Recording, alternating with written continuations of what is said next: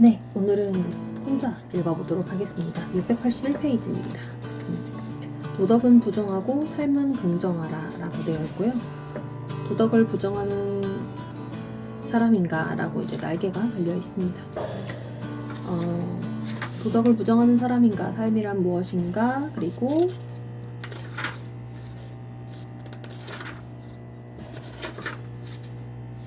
날개에 붙어있는 질문들을 따라가면 읽기가 조금 편한데요.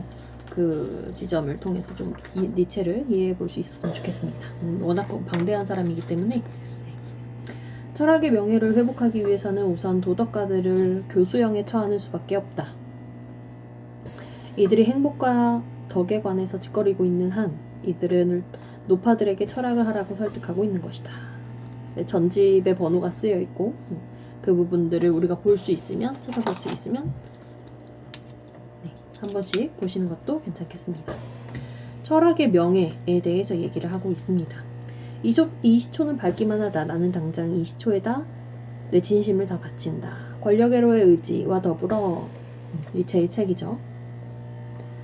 도덕에 대한 전쟁이 선포된다. 그리고 실제로 도덕가들 전체가 우선 나에 의해서 죽음을 당한다. 내가 이 전쟁을 위해서 어떤 말을 준비하고 있는가 하는 것은 이미 사람들이 다 알고 있다. 이 말이란 반도덕가라는 말이다. 그래서 반도덕가라고 얘기가 나오는데, 이 반도덕가라는 지칭 때문에 도덕을 부정하는 사람인가 라는 날개에 붙어 있는데요. 이런 물음으로 도덕을 부정하는 사람이 아니라 물음으로 되어 있다는 것 자체가 우리가 생각하는 일반 도덕을 반하는, 부정하는 그런 사람은 아니다 라는 뜻을 가지고 있겠죠. 사람들은 또 선악의 피안이라는 나의 상투어도 알고 있다. 나는 여태까지 도덕이라고 일컬어온 그 경솔함과 거짓말의 심연을 내려 비치기 위해 이런 강한 반대 개념들을 필요로 한다. 그래서 여기에 목적이 나옵니다. 여태까지의 도덕에는 반대하는 거죠. 왜 반대할까? 또 약간은 보입니다. 경솔함이라든지 거짓말의 심연 이런 것들을 스스로 내려비치기 위해라고 되어 있죠. 니체는 도덕에 반대하는 투쟁을 하는데 그 이유는 도덕이 삶을 죽이기 때문이다. 그를 따르자면 철학의 역사, 즉 그리스도교의 역사 전체는 삶과 삶의 전제와 삶의 풍부한 가치들에 대한 드러나지 않는 폭행이다. 그리고 철학자들에게 보다 높고 얼핏 보기에 보다 나은 세계를 믿게 하려고 암시를 하는 것이야말로 도덕이라는 철학의 마녀다. 그래서 도덕이라는 철학의 마녀라는, 여러 번 들어봤긴 하지만 어떤 맥락인지 잘 몰랐던 그런 맥락을 우리 지금 읽어보고 있습니다. 그러나 존재하는 것은 공간과 시간 안에 있으며, 공간과 시간, 도덕을 중요시했던 칸트가 떠오르면서 칸트에 대한 비판인가 이렇게 또 읽어볼 수 있는 맥락이 보이죠. 공간과 시간 역시도 삼비판서 안에 나왔던 주요한 내용이기 때문에 살과 피로 이룩된 이 세상뿐이다. 그리고 이 전체적인 실제는 비도덕적이다. 삶은 도덕에 반대되는 전제들에 바탕하고 있다. 바로 그렇기 때문에 도덕은 삶을 부정하는 것이다. 그러나 삶은 하나밖에 없는 현실이다. 도덕은 허구요, 참되지 않은 것이요, 비방받아야 할 바의 것이다 라고 얘기를 하고 있습니다. 그러면 이렇게 니체는 일반 도덕, 그동안 여태까지의 도덕을 반대하는 것을 또 다른 자기만의 도덕이라고 생각하는가, 이런 질문이 떠오르게 되는데요. 그럼 그런 도덕은 비로소 실제인가, 이런 생각이 드는데, 현대 지금 오늘날의 시점에서는 또 아니다라고 얘기를 해볼 수 있겠죠. 나의 주된 명제는 도덕적인 현상들이란 없다고 하는 것이다. 그래서 도덕적인 현상이란 없다라고 얘기를 단언하고 있죠. 근데 어떤 비판자의 입장에서건 무언가를 주장할 때 뭐가 옳다, 그르다 라는 판단을 떠나는 건 사실 쉬워요. 그런데 그런 그에 대한 대안을 제시한다는 건 사실 어려운 것 같습니다. 그런 대안 없는 그냥 무조건적인 비판은 또 쉬운 어떤 제스처이지만 좀 깊은 사려와 좀 더 나아간 사유에 관해서는 조금 더 우리가 궁금해하다고 말할 수 있는 그런 니체에 좀 필요한 부분이지 않을까. 물론 니체에도 그런 생각을 했겠죠.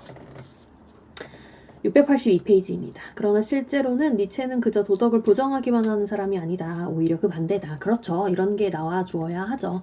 그저 그냥 반대만 하면 안 하는 이만 못합니다.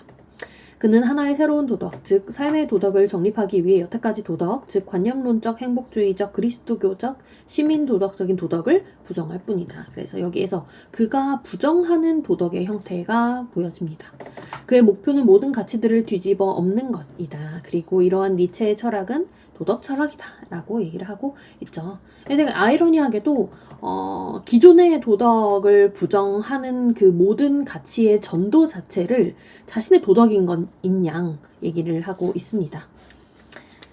삶이란 무엇인가 부분이 이제 들어가 있는데 니체는 삶을 무엇이라고 이해해 왔는가 하는 물음이 생긴다. 니체에게 있어서 독자들이 언어의 음악에 취하고 큰 소리에 만족할 위험이 다른 어떤 철학자들에게 있어서보다 더 크다. 사람들이 니체 철학에서 깊이 있는 것이라고 생각하는 것이 기분이나 흥분에 지나지 않는 일, 이런 것들이 자주 있는데 니체는 이런 것을 뱉어내는 대가다. 그러나 철학에서는 말이나 기분으로 시작할 수 있는 것은 아무것도 없다. 그렇죠. 이 부분이 상당히 우리가 좀 인지를 해야 할 부분입니다. 사람들이 필요로 하는 것은 사상이요, 형식보다 내용이다. 우리는 니체에게 있어서 언제나 거듭해서 이런 것들을 문제 삼아야만 한다. 이제 여기서 우리는으로 시작하는 부분은 힐시베르거의 논이겠죠. 저 역시도 이렇게 생각을 합니다. 물론 우리가 언어로 표현함에 있어서는 좀 언제나 언어의 한계를 느끼긴 하지만 그 언어의 한계를 그대로 수용하는 형태로 우리가 주저하거나 아니면 거기서 끝내버리면 안 되는 것처럼 계속적으로 언어적으로 혹은 뭐 제스처로 수행적으로 어떤 시도를 해야 된다는 것이죠. 그래서 어떻게든 우리는 내용을 넣고자 고심해야 하고 어떤 형식으로든 표현하고자 노력을 해야겠죠. 우리는 니체를 그저 읽기만 해서는 안 되고 그를 연구해야만 한다. 그렇게 할 때 우리는 당장 말들이 많아지면 많아질수록 찾고 있는 내용이 뒤로 물러난다는 것을 발견하게 될 것이다. 이게 되게 좀 좋았던 부분입니다. 뒤로 물러난다는 것. 그래서 유보시키고 있다는 지점이죠. 그의 철학 전체의 핵심적인 개념의 삶이 이런 것들을 위한 가장 좋은 본보기다. 삶에 대한 내용이 나옵니다. 니체가 그렇게도 편들고 옹호하고 나선 삶을 니체 자신은 도대체 무엇이라고 이해하고 있는가. 그래서 여기에 이제 행복이 아니다라고 붙어 있는데요. 첫째로 우리의 귀에 들어오는 것은 삶은 행복이 아니다라는 부정적인 대답이다. 니체는 매우 많은 아이러니를 가지고서 영국의 공리주의자들의 행복주의와 이들의 영원한 행복 자체를 멀리했고 그리스도교와 모든 연약한 영혼의 이웃사랑 이런 것도 멀리했다고 합니다. 내가 너희들에게 이웃사랑을 베풀라고 권하는가? 오히려 나는 이웃을 피할 것과 원인애를 권하노라 라고 니체의 목소리가 실려 있습니다. 683페이지입니다.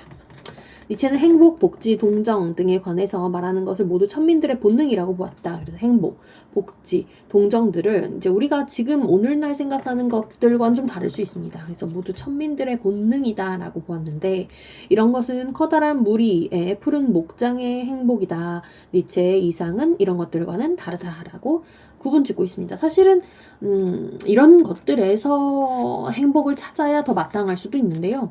이런 것들과는 다르다라고 좀 이렇게 노선 좀 달리하는 순간부터 좀 낡은 느낌이 들긴 하죠.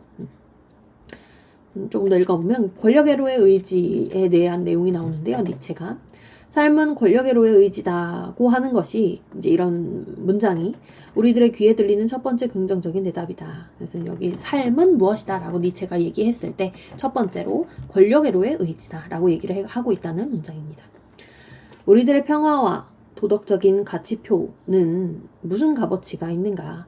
이런 것들이 지배를 했을 때 무슨 일이 생기는가? 누구를 위해서 무엇에 관해서? 대답은 삶을 위해서라는 것이다. 그렇다면 삶이란 무엇인가? 여기서 삶이라는 개념을 새롭고 보다 엄밀하게 파악할 필요가 생긴다. 이것을 위한 나의 공식은 삶이란 권력애로의 의지다라고 하는 것이다. 그래서 이 지금 읽은 문장은 니체의 인용 문장이고요. 권력애로의 의지에 실려있는 문장입니다. 니체는 권력애로의 의지를 모든 평가의 궁극적인 원리라고 본다. 그래서 우리가 어떤 평가를 하든지 권력애로의 의지로 인해서 삶이 돌아간다고 본 거죠. 안티크리스트의 두 번째 격언에서는 다음과 같이 말하고 있다. 선이란 무엇인가? 선이란 인간에게 있어서 권력의 감정을, 권력애로의 의지를, 권력 그 자체를 드높여주는 모든 것이다. 악이란 무엇인가? 약함에서 생겨난 모든 것. 만족함이 아니라 보다 더 큰 권력, 평화가 아니라 전쟁, 덕이 아니라 유능한 것, 약한 자와 바르기 부전한 자는 멸망해야만 한다. 이것이 우리들의 인간의 첫 번째 명제다. 그리고 사람들은 이들이 멸망하도록 도와줘야 한다. 악덕보다 더 해로운 것은 무엇인가? 모든 바르기 부전한 자들과 약한 자들에 대한 실제적인 동정, 즉 그리스도교다. 이렇게 얘기를 하고 있네요. 안티크리스트라는 데 실려있는 그 니체의 글인데요. 이제 강함과 약함, 뭐 선과 악 이런 것들을 좀 특이한 개념으로 구분을 하고 있죠. 의미는 대강 뉘앙스는 알겠어요. 그러나 우리가 딱히 뭔가를 옳다 그르다 지지할 수 없는 뭔가 거친 면모가 있죠. 그래서 그런 부분에 대해서 좀 고심해서 다루어야 하고, 만약에 다룬다면, 그리고 우리도 이대로 이해를 해서 우리가 그대로 니체는 어떤 종교화 시켜서 그리고 그 거친 면을 삼아서 신격화하기보다는 좀 냉정한 시선과 객관적인 관점을 좀 드릴 필요가 있을 것 같습니다. 니체에게 있어서는 세계의 과정 전체가 권력애로의 의지이고 그 외에 아무것도 아니다. 그러나 권력은 매우 다양한 뜻을 지닌 개념이다. 권력에는 물리적인 힘, 야수적인 힘, 법률의 힘, 순진함의 힘, 가치의 힘, 관념적인 힘, 진리의 힘, 뭐 이런 것들이 있는데, 많은 사람들은 니체는 그저 있는 그대로의 물리적인 힘만 생각했다고 보고 그의 윤리학과 철학을 생물주의라고 하고 있다. 우리는 뒤에 가서 사태가 훨씬 더 복잡하다는 것을 보게 될 것이다. 그러나 우리는 우선 도덕의 원리로서의 삶이 무엇인가에 대한 물음 자세히 들여다보기로 한다라고 하면서 이 우리라고 얘기를 하고 있는 문장 전체는 이제 힐스베르거가 얘기하고 있는 지점이죠. 주인, 선 이꼬르 고귀함. 그래서 노예의 반란한, 우리가 좀 니체 얘기를 좀 읽어봤다라고 했을 때 주인과 노예 얘기 아마 좀 몇몇 분들은 들어보지 않았을까 좀 짐작이 되는데요. 한번 684페이지 읽어보도록 하겠습니다. 권력애로의 의지라는 규정은 나란히 나오는 개념 중에서 주인의 도덕과 노예의 도덕을 대립시켜 놓은 데에서 생겨나는 주인이라는 개념이다. 그래서 주인이라는 개념이 나오고요. 그래서 사람들은 니체의 도덕을 귀족적이라고 했다. 귀족적. 소위 주인들은 지배자들이고 고귀한 자들이고 힘센 자들이다. 여기서 선이란 선과 주인과 노예가 연결이 되죠. 이럴 때 선이란 이런 주인의 성격과 힘과 종족에게 알맞은 모든 것, 알맞은이라는 기준이 나옵니다. 즉 이런 주인들을 고귀하고 뽐내는 상태, 넘쳐 흐르려는 가득 찬 감정, 고도로 긴장된 행복, 동정 때문이 아니라 영광을 위해 선물하고자 하는 부의식 등의 선이다. 그래서 부의식에 대한 선이 나옵니다. 또 이런 사람들에게 속하는 것은 냉혹함, 자기 자신에 대한 믿음, 자부심, 자기를 돌아보지 않는 모든 일에 근본적으로 적대하는 것, 동정이나 포근한 심정이라고 일컬어지는 모든 것에 대해서 조바심하는 것 등등이다. 이런 사람들은 주인들이죠. 반대되는 자들은 이제 여기서 약한 자로 대비됩니다. 문장을 딱 끊어내시고 혹시 책이 있으신 분들은 쭉 눈으로 따라오시면 되겠습니다. 약한 자, 낮은 자, 인생에 패배한 자이고 이런 거 반대되는 사람들, 주인과 반대되는 사람들, 그렇게 느끼고 있는 노예다. 이런 사람들과 관계가 있는 것은 저속한 것이요. 자, 아까서 부의식, 귀족적인 이런 것들과는 좀 반대되는 저속한 것이고 따라서 악이다라고 표현을 하고 있습니다. 이런 종류의 사람들은 경멸당한다. 이들은 비겁한 자요, 소심한 자요, 도량이 좁은 자요, 자기 이익만을 생각하는 자요, 무엇보다도 거짓말쟁이다. 그런데 귀족주의의 윤리에 있어서는 주인의 상태를 반영하는 모든 것이 다 선이라는 것이다. 따라서 노예적인 것, 그래서 노예가가 아니라 노예적인 것이라고 표현을 하고 있습니다. 이제 우리가 자본주의 체계를 떠올렸을 때 노예적인 것 하면은 이제 좀 파생되어서 생각되어지는 여러 가지 면모가 있을 텐데 그런 부분과 같이 본다면 어떨까 이런 생각이 드네요. 노예적인 것은 악이다. 그러나 귀족들 중에도 강도질을 하는 기사들이 있기 때문에 사람들은 무엇이 오로지 귀하게 되는가 해주는가 하는 것을 알고자 한다. 그러나 니체는 이런 개념적 원리 설명은 내팽개쳐 둔다. 그래서 하지 않는다라는 뜻이죠. 즉 귀족적이 되게 하는 것들, 요인들에 대해서는 얘기를 하지 않죠. 노예의 반란이라고 하는 문단입니다. 그는 우리들에게 니체는 우리들에게 어떤 극적인 것, 즉 도덕에 있어서의 노예의 반란이라는 신화를 얘기해 주려고 한다. 그는 우리들에게 여태까지 도덕의 계보를 설명해 주고 있는 셈이다.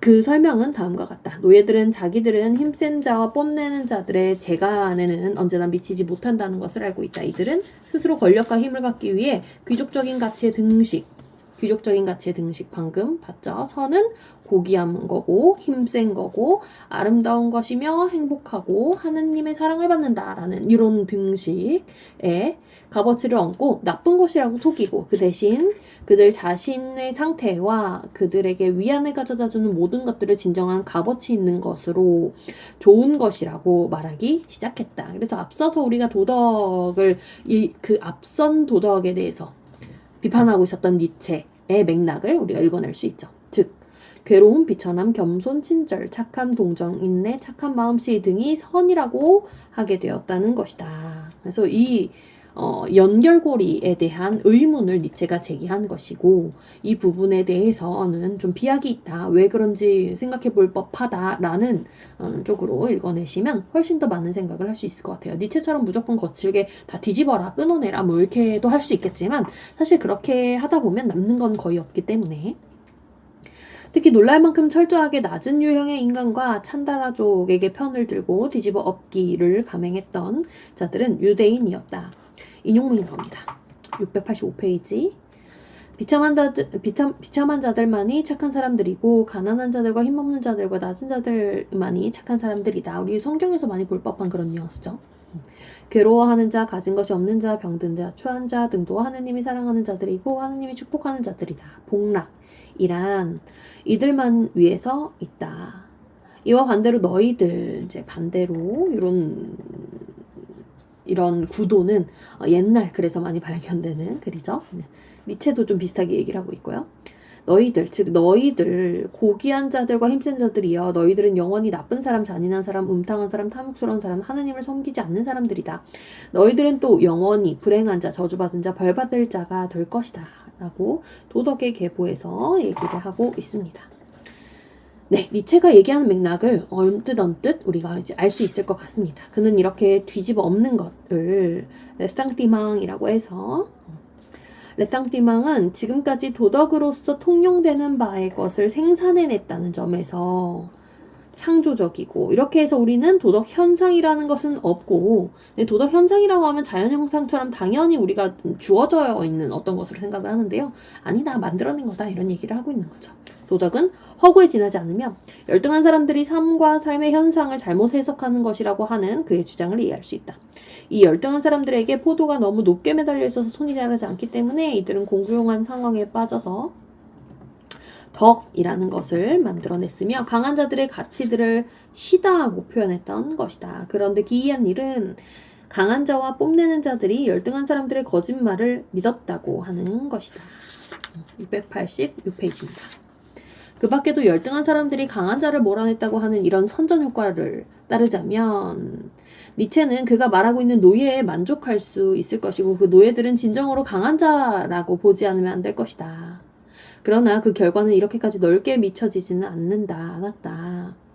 그 내용이 아무리 여러 가지 뜻을 지니고 있다 하더라도 주인의 충만한 선한 삶과 노예의 빈곤한 나쁜 삶이라고 하는 이분법은 여기서도 이제 이분법적인 면모를 좀 문제 삼고 있죠. 그냥 남아있게 된다. 저도 같은 생각이고요.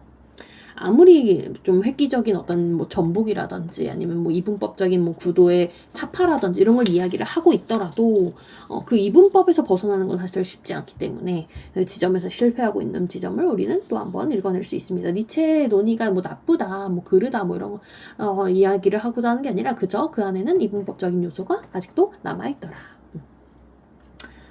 니체의 세 번째 시도, 즉 도덕의 원리인 삶의 개념에다 엄밀한 의미를 부여하려는 시도가 있는데요. 그것은 이제 686페이지 중간에 생성은 결백한 것이다라는 나에게 옆에 있는 내용들입니다. 그래서 그 시도가 생성은 결백하다라고 일컬어지고 있는 그런 내용입니다. 이론이라고 하고요. 만약에 도덕적인 현상이 없고 여태까지 도덕이라고 일컬어지는 것의 배후에는 약한 자의 렉상띠망 이외에 아무것도 없다면 이제 가정이 나오죠.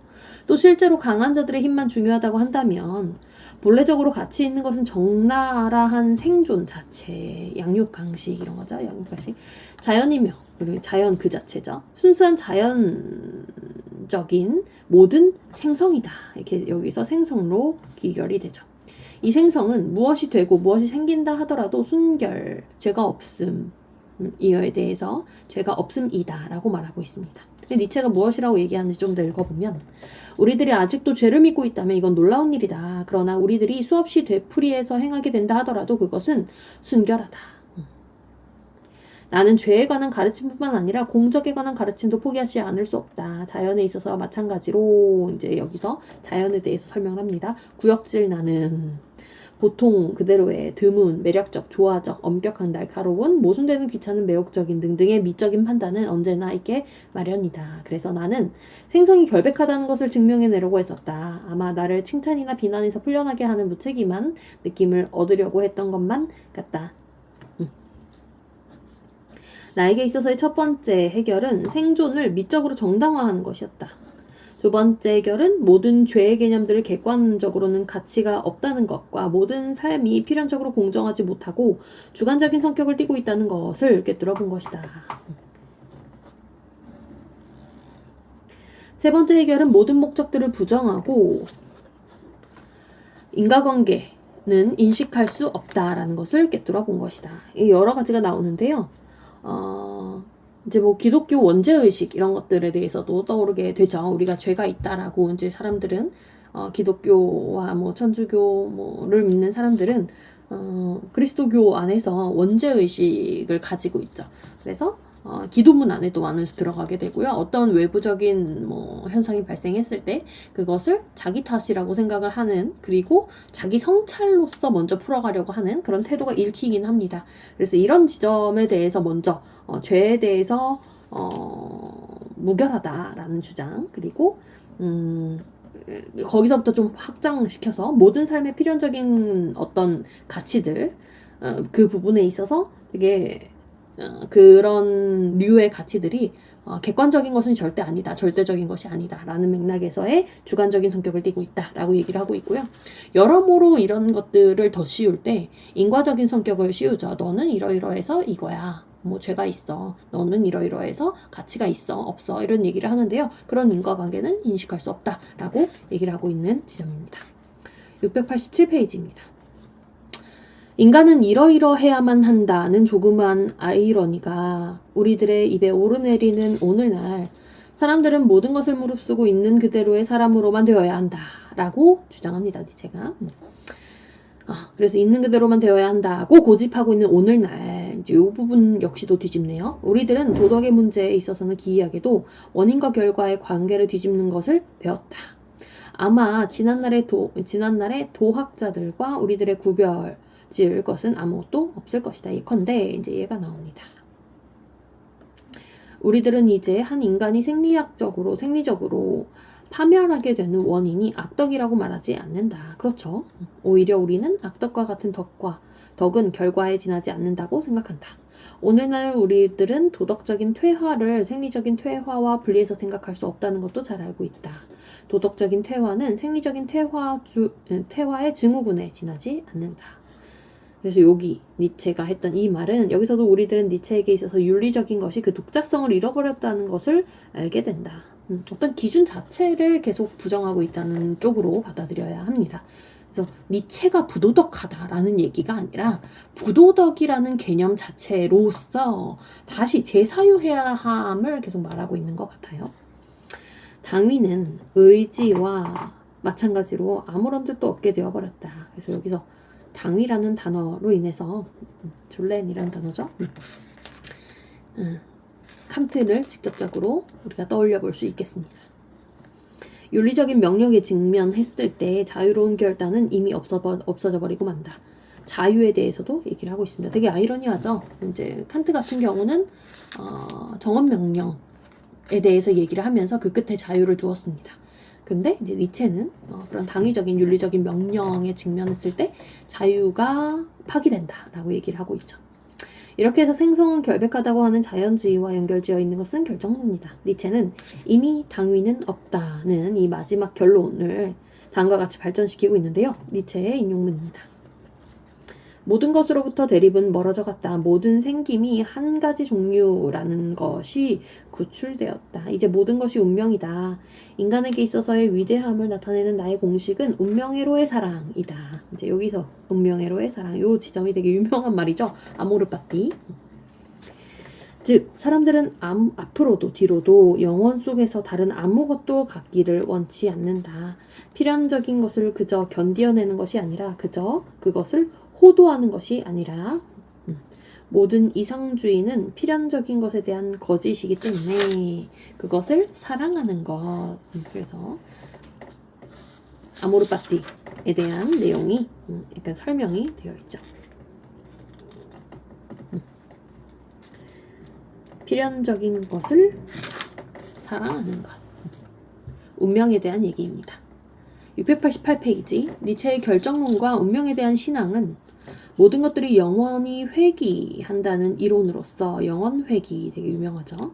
특별한 형식으로 나타난다. 이 사상은 고대에서 유래하는 것인데 아모르 파티에 대한 추가 설명이라고 봐도 괜찮을 것 같습니다.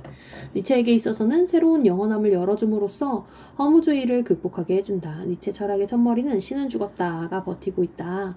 이렇게 해서 참인 것은 이미 아무것도 없다. 모든 것이 다 허용된다. 그래서 이런 모든 것이 다 허용된다라는 허무주의가 생겨나게 된 거죠. 왜냐하면 너는 무엇을 해야 한다가 없어져 버렸기 때문이다. 니체의 사고에 있어서의 그 다음 단계는 주인이 된 사람의 나는 무엇을 하고자 한다 라는 것이다. 이때 짜라투스트라, 유명한 책이죠. 짜라투스트라는 나는 무엇을 하고자 한다의 배후에서 나는 꼭 해야만 한다라는 것을 인식하게 됩니다. 여기 짜라투스트라 읽어보신 분들은 아시겠지만 정신의 세 가지 변화에 관한 그 이야기들이 쭉 있는데요. 첫 번째 이야기에 이런 이야기를 하고 있죠. 사람들은 언제나 이미 있는 그대로이기를 바랄 뿐이다. 우리들의 나는 우리들의 운명이고 우리들의 자유는 필연성이고 우리들의 의지는 시간과 존재의 영원한 순환 속에서 막대한 힘을 가지고 거듭해서 되돌아오는 그런 세계의 의지다. 이 막대한 힘은 늘어나지도 않고 아무것도 잃어버리지 않으며 스스로를 창조하고 파괴하며 영원한 후퇴와 전진이 원을 그리는 가운데서 스스로를 재창조하고 다시 파괴한다. 즉 디오니소스다. 우리 니체의 얘기를 하면 또 많은 수 등장하는 용어이기도 하죠. 인간은 이런 세계 안에 서 있다. 이제 이 니체의 세계관을 한 번 더 볼 수 있습니다. 인간은 이 세계와 이 세계의 영원한 생성 이외에 아무것도 아니며 이상의 것도 이하의 것도 아니다. 네, 니체의 말입니다. 필연성의 방패여 존재의 최고의 별이여 그 어떤 소망도 이에 이르지 못하고 어떤 부정도 이를 더럽히지 못하고 존재의 영원한 긍정이여 나는 영원히 그대의 긍정이로다. 내 그대를 사랑하기 때문이니라. 오 영원함이여. 이 많은 말에 따라 이제 우리는 니체 도덕의 새로운 원리, 즉 생명이 원래 무슨 뜻인지를 알게 되었는가 위에서 인용한 많은 말들을 보면 니체 도덕을 자연주의와 생물학주의라고 분류할 필요성이 생겨난다라고 하고 있습니다. 생물학주의라고 했을 때 조금 다른 의미가 생기는 거죠. 네, 그에 대한 평가도 같이 이어지는데요. 689페이지. 실제로 그가 이렇게 평가되는 일이 자주 있다. 게다가 수많은 곳에서 그가 바로 조잡한 생물학주의, 즉 그냥 그대로의 자연적인 힘을 요구하고 있는 것 같기도 해서 자연주의라는 것에는 의문의 여지가 조금 있는 것도 같습니다. 몇 가지 보기를 들어보기로 하자라고 하면서 이제 힐스베르거가 설명을 해주죠. 니체의 말이고요. 고귀함에 관한 허약한 이해에 대한 투쟁, 한 조각의 잔악함도 이미 허용되지 않는다. 범죄에 이웃하고 있는 것이라고 해서 말이다. 거기에 자기 만족도 없다. 우리는 자기 자신에 대해서 유혹자인 것처럼, 모험자인 것처럼, 파괴자인 것처럼 대하지 않으면 안 된다. 아름다운 영혼에 관한 지루한 잡담은 조금도 해서는 안 된다. 나보다 세찬 이상에게 숨통을 터주고 싶다. 우리들 모두 안에는 야만인들이 들어있다. 그리고 야생동물도 들어있다. 우리는 다음과 같이 억측한다. 냉혹, 폭행, 노예제도, 길거리에서의 위험과 마음속에서의 위험, 은둔, 스토아적인 무관심, 모든 종류의 유혹술과 악마적인 근성, 또 인간에 있어서 모든 나쁜 것, 악, 무서운 것, 폭군적인 것, 육식동물적인 성질, 뱀의 성질 등이 그 반대되는 것과 꼭 마찬가지로 종으로서의 인간 향상에 임하지 않는다. 이 지점은 분명 읽히죠. 도덕의 계보에 나오는 금발의 야수라는 말과 체사레 보르기아, 카탈리나 여왕, 무서운 이반, 마키아벨리 그리고 나폴레옹에 대한 니체의 감격은 두루 잘 알려져 있습니다. 이 금발의 야수는 모두 위대하고 고귀한 민족들에서 찾을 수 있으며 계속적인 살인, 방화, 고문, 능욕으로부터 마치 대학생들의 쓸데없는 소란이 끝난 뒤처럼 태연히 물러난다고 알려져 있습니다. 쭉 인용문이 꽤 길게 나왔는데요. 어떤 맥락에서 니체가 계속 얘기를 하고 있는지가 조금씩 구체화되고 있습니다. 그러나 여전히 우리가 얘기하고 있는 그 한계 지점은 존재하죠. 그 부분에 대해서 힐시베르거도 놓치지 않고 이야기를 하고 있습니다. 그럼에도 불구하고 니체는 자연주의의 대표자도 아니고 생물학주의 대표자도 아니다. 이렇게 읽어서는 안 된다는 뜻이죠. 그의 저작들에는 그냥 그대로의 물리적인 힘과 단순한 생명력에 반대하는 말을 하고 힘으로부터 자연으로부터 구별함으로써 도덕을 생리학적인 상태의 결과라고 보는 지금까지의 언명에 반대해서 순수히 생물학적인 것을 궁극적인 결정자가 아니게끔 하는 그런 가치 기준을 내세우고 있는 것이 적지 않게 눈에 띈다. 힐시베르거의 이야기죠. 그리고 니체는 필연성과 영원 회귀를 주장하고 있음에도 불구하고 여러 가지 요구 조건들을 내세우기를 그치지 않는데 그 근거를 몇 가지만 들춰보자라고 하면서 필연성과 영원 회귀와 동시에 다른 이야기를 하고 있다는 뜻이죠. 그 인용문이 나오고 있습니다. 사람들은 모든 종류의 비도덕적인 것들에 대해 잘들 말하고 있다. 그러나 이런 것들을 견뎌낼 수 있을지 예컨대 나는 약속을 어기는 것이나 특히 살인은 견뎌내지 못할 것이다. 약속을 어기는 것, 살인, 이게 이제 비도덕의 어떤 표본으로서 제시가 되고 있죠. 그것이 오래 걸리건 짧게 걸리건 병들어 죽는 것이 나의 수명일 거다. 고독한 자여, 너는 너 자신에게로 가는 길을 걷고 있구나. 그리고 너의 길은 너의 자신 곁을 지나 너의 7 악마 곁을 지나고 있구나. 너는 너 자신의 불꽃 속에서 너 자신을 불사르려고 하는구나. 네가 먼저 죄가 되지 않고서는 어떻게 네가 새로워지기를 바랄까 보냐. 죄라는 개념이 등장하죠. 고독한 자여, 너는 창조자의 길을 걷고 있다. 너는 너의 7 악마들로부터 하나의 신을 만들어내려고 하는구나. 나는 자기 자신을 넘어서서 창조하려고 하고 그리고서 멸망하는 자를 사랑하노라. 만약에 이 땅 위의 권력자들이 제1급의 인간들이 아니라면 그 이상으로 가혹한 불행은 인간의 운명에는 없다. 이럴 때 모든 것이 거짓이고 비뚤어지고 무시무시해진다. 그리고 이 권력자들의 최하등의 것들이고 인간이라기보다 가축들이라면 천민들의 값어치는 높아지고 높아져서 마침내 천민들의 덕은 보라 나만이 덕이다 라고까지 말하게 될 것이다. 커다란 눈, 커다란 입, 커다란 배 또는 그 어떤 커다란 이외의 아무것도 아닌 그런 인간을 나는 지금도 보고 있고 과거에도 보았다. 나는 이런 사람을 앞꼽추라고 일컫는다. 짜라투스트라에 나오는 그런 인용문들이 쭉 이어져 있습니다. 691페이지입니다. 그래서 이 니체는 순수한 힘의 양에 관해서는 반대 의사를 밝힌다. 그렇겠죠? 순수한 힘, 본질 아니면 이전부터 도덕, 선 이렇게 지칭되어 오던 것에 대해서 지금 다 반박을 제기하고 있는 맥락이기 때문에 인용문이 계속 나옵니다. 기계적인 견해는 양 이외에 아무것도 원치 않는다. 힘은 질, 양과 질에서 질에 뿌리 내리고 있을 뿐이다. 그는 로마의 여러 황제들이 권력을 잘못 사용한 것을 거부하고 군주들의 권세와 이상을 그리스도교 정신을 가진 황제에서 찾기마저 한다. 위대한 인간은 자기의 욕망을 허용 범위에 의해서 위대하고 이 훌륭한 맹수를 부릴 줄 아는 자보다 더 큰 힘으로 인해 위대하다.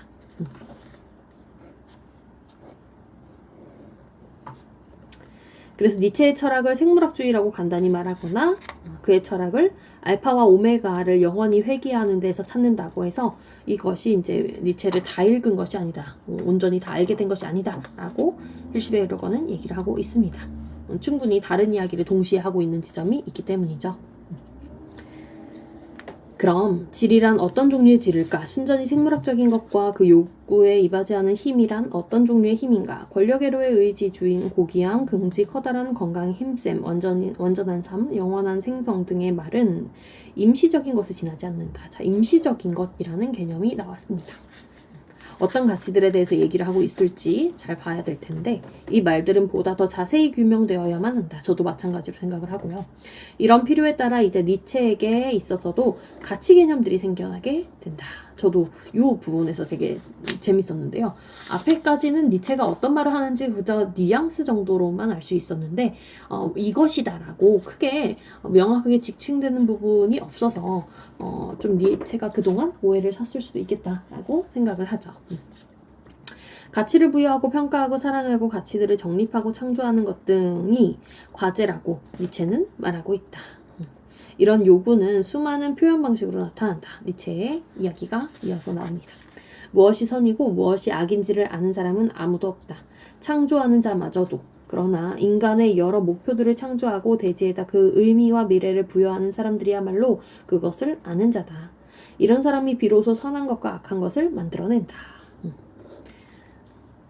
네, 되게 좀 뭔가 새로운 이야기죠. 우리 기존의 니체 직전까지 읽었던 표현과는 완전히 다른. 스스로를 유지하기 위해 처음으로 사물에다 가치를 둔 자는 인간이다. 인간이 처음으로 사물에게 뜻을, 즉 인간적인 뜻을 창조해 주었다. 그래서 인간은 스스로를 인간, 즉 평가하는 자라고 불렸다. 1000가지의 목표와 한 가지의 목표에 관해 너는 새로운 힘이고 넌 새로운 법이냐? 첫 번째 운동이냐? 저절로 구르는 바퀴냐? 너는 별들에게 스스로 둘레를 돌라고 강요할 수 있는가? 아, 높은 데로 향한 갈망이 이렇게도 많구나. 야심가들의 경련이 이렇게도 많구나. 네가 갈망하는 자가 아니고 또 야심가가 아니라는 것을 나에게 보여다오. 아, 위대한 세상이 이렇게도 많구나. 이것들은 풍선에 지나지 않는다. 이 위대한 사상가들의 바람을 넣어 부풀렸다가 점차 텅 비게 한다. 너는 네 자신을 자유롭다고 하느냐? 나는 너의 지배적인 사상을 듣고 싶지 네가 멍에를 벗어났다는 것을 듣고 싶어 하지 않는다. 너는 하나의 멍에를 벗어난 그런 사람인가? 자기의 예속을 내동댕이 칠 때 자기의 궁극적인 가치들을 내동댕이 치는 사람들도 많다. 무엇으로부터의 자유인가? 이것은 자라투스트라와는 아무런 상관도 없다. 그러나 너의 눈은 나에게 밝게 알려줘야 한다. 무엇으로부터의 자유인지를. 여기서 자라투스트라에서 나온 내용이 쭉 인용되어 있습니다. 창조하는 자와 길에 관해서라는 이런 짧은 글. 이런 요구들은 언제나 이와 비슷하게 거듭되고 있다. 좋은 문장들이죠. 그러나 좀 저에게는 좀 모호하게 읽히기도 하는데요. 무엇이 선이고 무엇이 악인지를 아는 사람들은 아무도 없다라는 맥락을 니체적으로 말했을 때 그가 무엇을 얘기하고 있는지는 알겠어요. 그러나 그렇게 이야기하는 것 자체가 진리냐라고 얘기를 하면 그건 좀 의문이에요. 이렇게 얘기하고 빠져버리면 사실은 정말 무책임한 얘기이기 때문에 태도 자체가 그렇게 마음에 드는 철학자는 아니고요. 니체가 뭐 획기적이고 되게 혁명적이고 그런 거는 이해를 하겠으나 단지 이해일 뿐이지 마음이 이게 크게 동하지는 않는다. 그러나 이런 가치들의 구체적인 내용들을 찾아봐도 헛일이다. 뭐 그렇겠죠. 니체는 새로운 가치표를 제시하지 않았다. 그럴 것 같습니다. 그는 빛나나 애매한 문구로 이건 되게 공감하게 되는 빛나지만 애매한 거칠고 매력적이지만 속이 텅 빈 강정처럼 계속해서 그저 가치들에 관한 말만 늘어놓았다. 위에서 말한 바에 따라 자연주의와 생물학주의의 문제 밖의 일이라 하더라도 한 사람의 덕의 기원에 관한 장을 읽고 나서 과연 그가 해야 할 일이 무엇인지를 알게 될까? 여하튼 니체를 자연주의와 생물학주의라고 비난해서는 안 된다. 뭐 그렇게 읽는 거는 안 된다라고 얘기를 해주고 있는 지점은 알겠지만 일시베르거 역시도 그에게 뭔가 어떤 훌륭한 지점에 대한 제시라든지 대안을 말하고 있는 철학자로 보지 않는, 여기서 말하는 것처럼 빛나지만 매우 아름답고 유려하게 보이지만 사실은 애매한 그런 지점에 대해서 지적을 하고 있습니다. 그는 이 두 가지가 다 불가능하다는 것을 알고 있었다. 그러나 우리들은 그의 철학이 순수히 부정적이라는 것과 또 그가 허무주의를 극복한 것이 아니라 증대시켰다고 말하지 않을 수 없다. 네, 저도 동감이고요. 그는 가치를 뒤엎겠다고 약속했었다. 그러나 그는 이미 있는 것의 가치를 깎아내렸을 뿐이고 그 대신에 어떤 긍정적인 것을 제공해주지도 못했고 더 좋은 것을 제공해주지는 더더욱 못했다. 저 역시도 같은 생각입니다.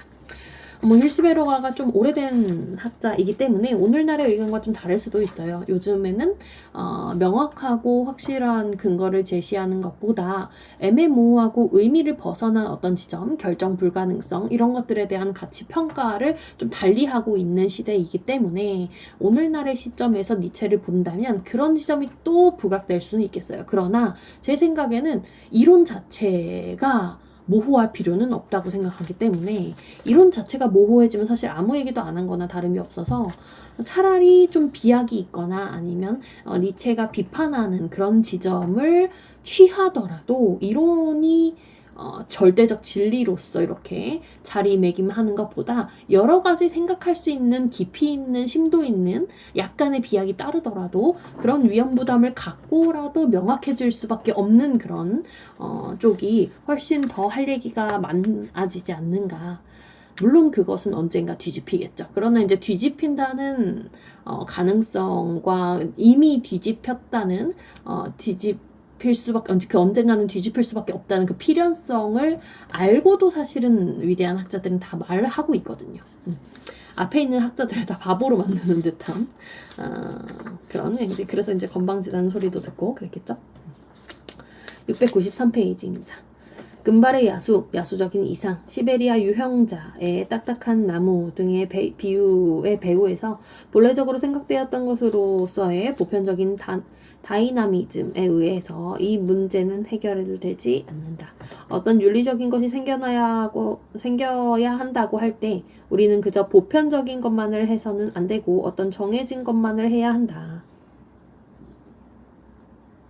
니체에게 이 정해진 것과 그 내용이 빠져있다. 네, 저도 동감입니다. 그는 언제나 이런 것들을 위한 틀이 되는 개념만 제공했다. 니체는 그저 부정만 하는 그런 사상가의 한 사람이다. 그는 진정으로 병든 정신이었다.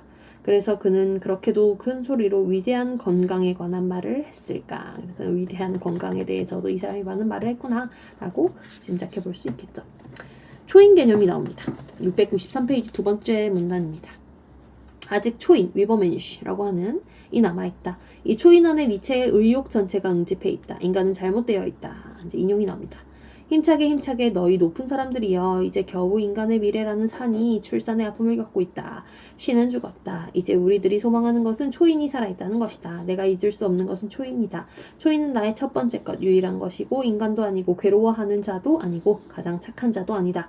내가 인간에게서 사랑할 수 있는 것, 그것은 그가 지나가는 것이요 몰락하는 것이다. 따라서 초인이 우리들이 소망하는 것을 해명해 줄런지도 모른다라는 힐시베르거의 이야기와 같이 다시 한번 인용문이 이어지는데요.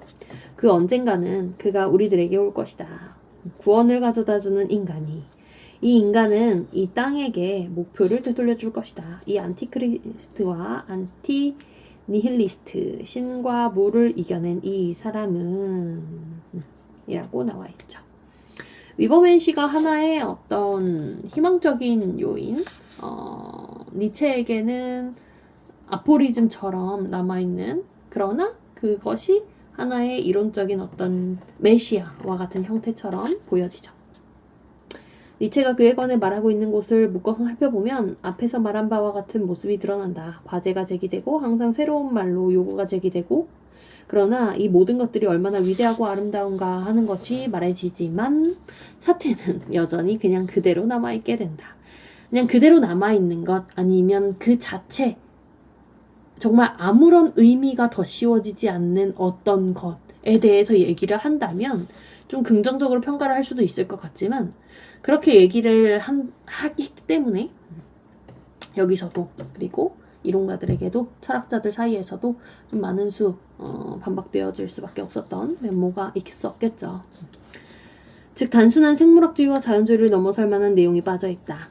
우리들이 이미 알고 있는 바와 마찬가지로 니체는 낡은 도덕을 비난하지만 요 지점은 되게 높이 사야겠죠. 낡은 도덕을 비난하지만 그가 목표로 삼고 있는 것은 단순한 야수적인 자연인이 아니라 여태까지 것들에 모두 내동댕이 쳐진 새로운 인간이라고 하는데 이 어려움이 있다. 무엇이 새로운 인간의 완전성을 결정짓는가? 그 내용은 어떤 것인가? 그래서 그 내용을 사실은 거부를 계속 하고 있는 지점으로 읽혀서 이 내용을 찾는 것에서는 좀 어려움이 있을 것 같습니다. 우리들이 다음과 같이밖에 확인하지 못할 때 우리는 초인에 관하여 무엇을 알게 되는가? 즉 초인은 지나가는 것이고 몰락하는 것이며 달이고 피안에 대한 동경이고 그 혀로서 우리들을 핥아주는 번갯불이고 번갯불 이런 것들 아까도 일시적인 것, 임시의 것, 이런 것들에 대한 이미지가 계속 나오고 있어요. 뭔가 고정적으로 쭉 전통에서부터 내림받아서, 우리가 이제 수용하고, 보존하고, 지키고, 이어나가고, 이런 것들보다는 순간적으로, 베냐민이 말했던 그런 섬광과도 같은 진리, 그런 것들처럼 하나의 일시적인 어떤 것에 대해서 얘기를 계속 하고 있습니다. 사람들에게 주입되는 망상이요 평균적인 인간과는 다른 발생 조건과 부양 조건 하에 최고로 성품이 좋은 이의 전형이요. 인용이 나옵니다. 독자적인 생활 영역을 갖고 있고 아름다움, 용기, 문화, 가장 정신적인 것에 이르기까지 생활 양식을 위한 힘으로 넘치는 종족. 모든 커다란 사치를 즐길 수 있고 덕의 명령이 압제를 할 필요가 없을 만큼 힘이 세고 절약과 좀스러움이 필요 없을 만큼 부유한 긍정적인 종족. 선악의 피안이고 희귀한 식물들을 위한 온실이다. 그래서 요 완전한 어떤 종족, 인간이라고 할 수 있다면 인간, 초인에 대한 얘기입니다. 알겠습니다. 웹에서 희귀한 식물들을 위한 온실이다. 이런 말들은 그림이 없는 액자다. 좋은 비유죠. 그림이 없는 액자다.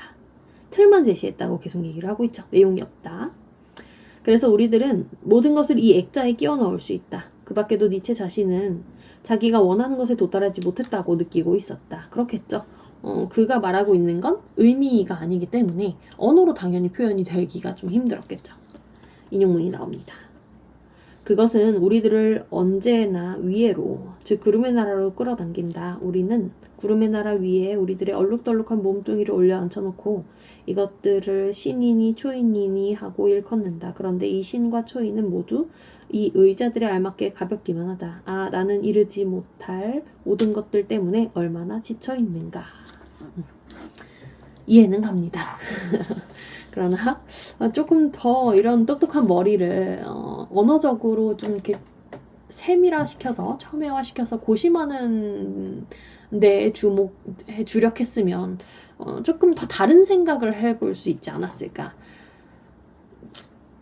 똑똑한 학자들이 계속 있었죠, 앞서서도. 근데 그런 사람들도 이런 얘기를 하고자 했으면 충분히 했을 거예요. 이제 문학적인 어휘와 형식을 빌어서, 그리고 그런 생각들에 대한 언어적 표현이 어려움을 즉 익히 알고 있었기 때문에 무언가를 계속 비유하고 나열하는 형태로 얘기를 하는 건 쉬울 수 있습니다.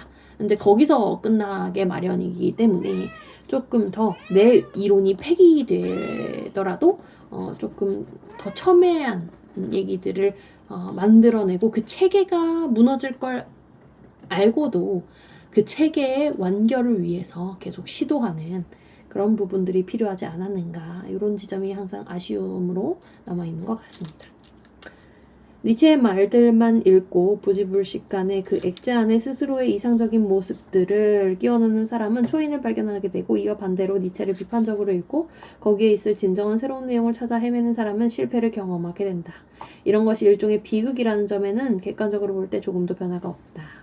일종의 비극이라는 점에서 니체가 말하는 니체의 맥락에서 어떤 하나의 비극은 운명적인 부분, 그래서 운명을 사랑하고 뭐 이렇게 좋아하고 따르는 어떤 아모르파티의 개념들이 좀씩 연결이 되어짐을 좀 느끼실 수 있을 것 같습니다. 물론 그는 초인에 이르기 위해 이제 구체적인 제안을 한 일도 있다. 그러나 이때에는 비극이 희극으로 되어버렸다. 우리들이 말하고 있는 것은 그의 계획이다. 그의 계획이란 초인을 변두리에 사는 귀족 출신의 장교 유대인 교배 사이에서 생겨난 것으로 사육해야 한다는 것이다. 인용이 나오는데요. 여러 가지 점에서 흥미있는 일은 명령과 복종의 세습적인 기술에다가 돈과 인내라는 천부적인 재능, 이런 것들 위에서 말하는 곳에서는 이것이 매우 부족할 텐데 이런 것들이 덧붙이도록 사육되지는 않는지 하는 것들을 보는 것이다. 얘기를 하고 있죠.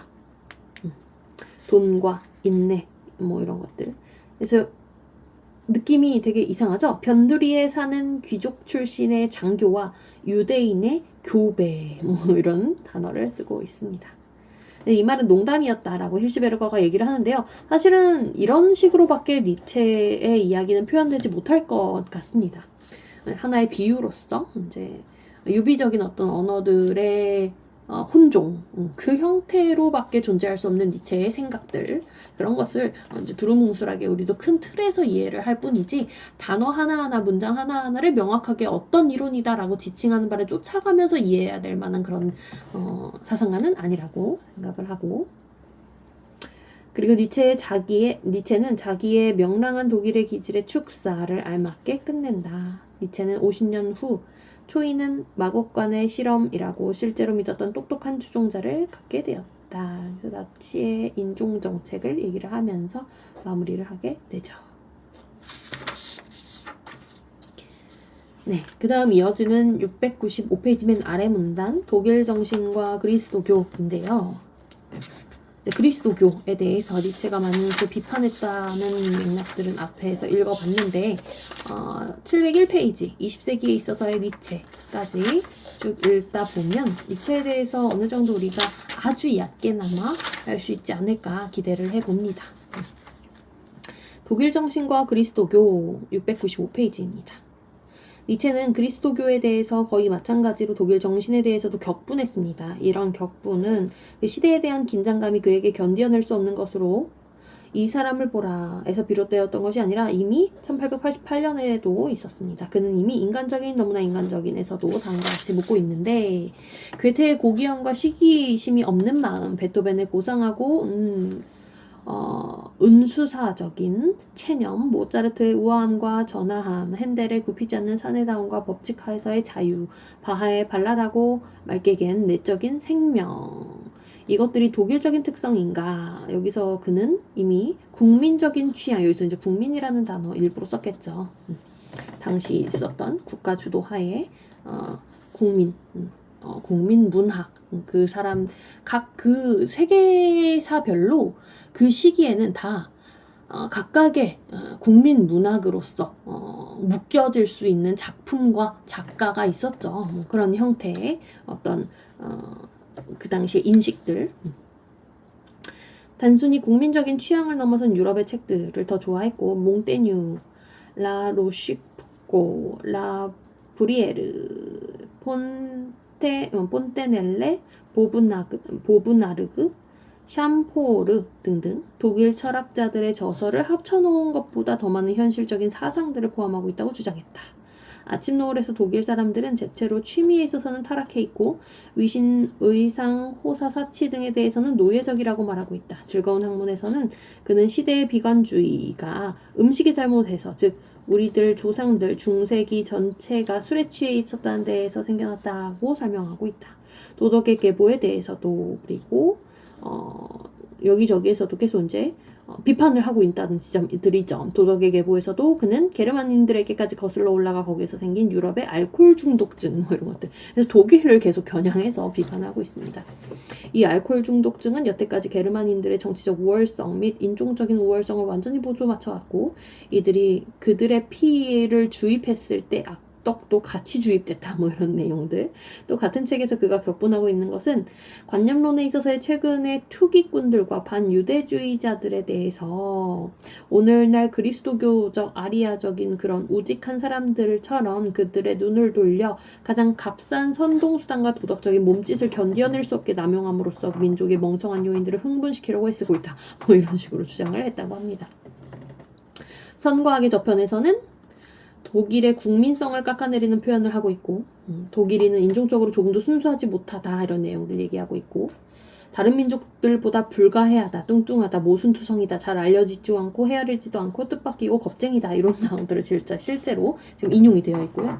독일인이 좋아하는 것들, 구름과 그 밖에 모든 분명하지 않은 것, 되어가고 있는 것, 동터오르는 것 이런 것들에 대해서까지 이 사람을 보라 에서는 노여움이 폭발하고 야비한 말과 욕설이 극치에 이르고 독일인들에 대한 모독은 일반적으로 그냥 그대로 남아있다. 되게 흥미로운 지점들이죠. 그러나 실제로 니체가 염두에 두고 있었던 것은 바그너와 모든 위대한 독일인이 혁명가가 될 수밖에 없었던 그 50년대의 수렁에 빠진 도랑에 좁은 독일인들과 비록 이제는 다른 색깔을 띠었고 기병의 제복을 입었다고 하더라도 불평객이 다시 원기를 되찾은 제국의 거만하고 공허한 민족주의 이런 것들이었다. 이런 제국의 독일인은 유럽인으로서 사고할 수가 없었고 따라서 니체를 이해하지 못했다. 그래서 화가 났던 것이다. 그러나 비웃음의 배후에는 강한 종족으로서의 독일인과 죽어 없어져 버린 독일인, 북방과 아리아인에 대한 사랑이 남몰래 감춰져 있다. 니체가 그리스도교를 반대하는 결정적인 이유는 그리스도교가 특별히 반아리아적인 종교이고 고귀한 게르만인을 개량하고 수도원으로 끌고 가고 죄인으로 만들어 부패시켰기 때문이다. 그의 이상은 헐덜린의 이상, 바로 그것이다. 그리스도교 이전의 게르만 정신이 소크라테스 이전의 그리스 정신과 혼인으로 맺어져야 한다는 것이다. 여기서 그의 미래의 고귀한 인간을 찾아 헤맸다. 그래서 그는 우선 바그너에게 기대를 걸었으나 뒤에 와서 바그너가 다시 그리스도인이 되자 그렇게 실망했던 것이다. 여기서는 쭉 힐시베르과의 논의를 따라갔습니다. 이것이 정답이라기보다는 그런 경향성을 충분히 읽을 수 있는 근거들이 있다 정도로만 알아두시면 될 것 같고요. 그리스도교에 대한 니체의 분노 698페이지까지도 이어집니다. 여러 가지 것들이 평행선을 그리고 있다. 개별적인 비난들이 제기된다. 니체를 따르자면 그리스도교는 삶에 대한 반대 개념으로서 신을 발명했대요. 삶의 본능, 삶의 기쁨, 삶의 풍부함을 억압하고 저 세상을 발명해내어서 이 세상의 값어치를 떨어뜨리고 영혼을 발명해내어서 신체와 신체 모든 것을 비방하고 죄, 양심, 의지, 자유 등을 발명해내어서 힘센 자와 뽐내는 자의 힘을 빼앗아 버렸다. 죄와 양심은 원래 유대인들이 발명해낸 것이다. 그리스도교와 특히 로마가 이것을 이어받아서 전 세계를 유대화했다는 것이다. 사랑, 동경, 겸손, 자기를 버림으로써의 시대정신 이런 것들 그리스도교의 근본 개념들은 노예 도덕이며 이렇게 얘기를 한 거죠. 삶의 적대시되는 것이다. 인용이 나오는데요. 십자가에 매달린 하느님은 삶에 대한 저주이고 삶에선 자신을 구원해내려는 손가락질이다. 이와 반대되는 개념은 디오니소스다. 십자가에 매달린 자는 반대되는 디오니소스라고 하는 것이 니체의 슬로건 중에 하나이다. 의미심장하죠. 그리스도교 혹은 기독교적인 어떤 자기검열적인 시선, 내 안으로 화살을 돌리는 어떤 그런 방향성, 이제 푸코도 얘기를 많이 하죠. 그런 좀 이제 역사적인 어떤 흐름을 밟아 올라가면서 그 그리스도교 중세 때부터 이어져 내려오는 그런 시대적인 정신 자체를 비판하는 사상들이 간혹 찾아보면 보일 수도 있는데 니체가 또 되게 강력하게 그런 이야기를 했던 것이죠. 그리고 우리들은 여기에서 널리 퍼져 있는 절대도 없고 뜻도 없는 팔견문을 보게 된다. 즉, 인용이 나옵니다. 나는 그리스도교에 대한 모든 고발들 중에서 가장 무서운 고발을 제기한다. 나는 교회가 생각할 수 있는 부패들 중에서 최고로 부패한 것이라고 생각한다.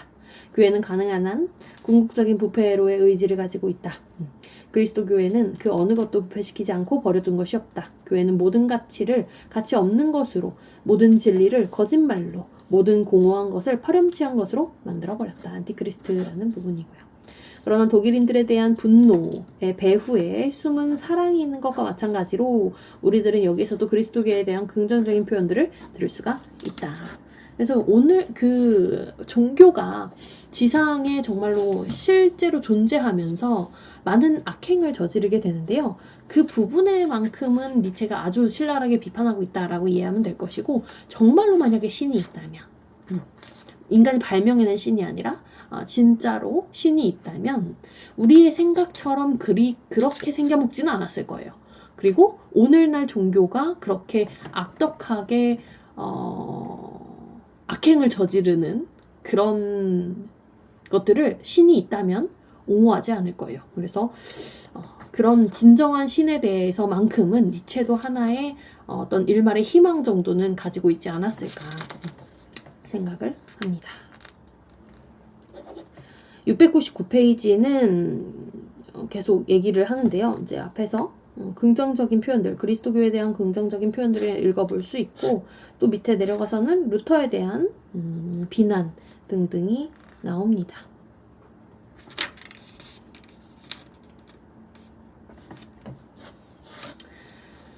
그래서 우리는 700페이지로 넘어가서 니체의 해석 부분을 약간 보고 넘어가게 될 텐데요. 사람들은 그리스도교에 대한 니체의 비판을 참되고 순수한 그리스도교에 대한 감춰진 그리움이라고 해석하려고들 했다.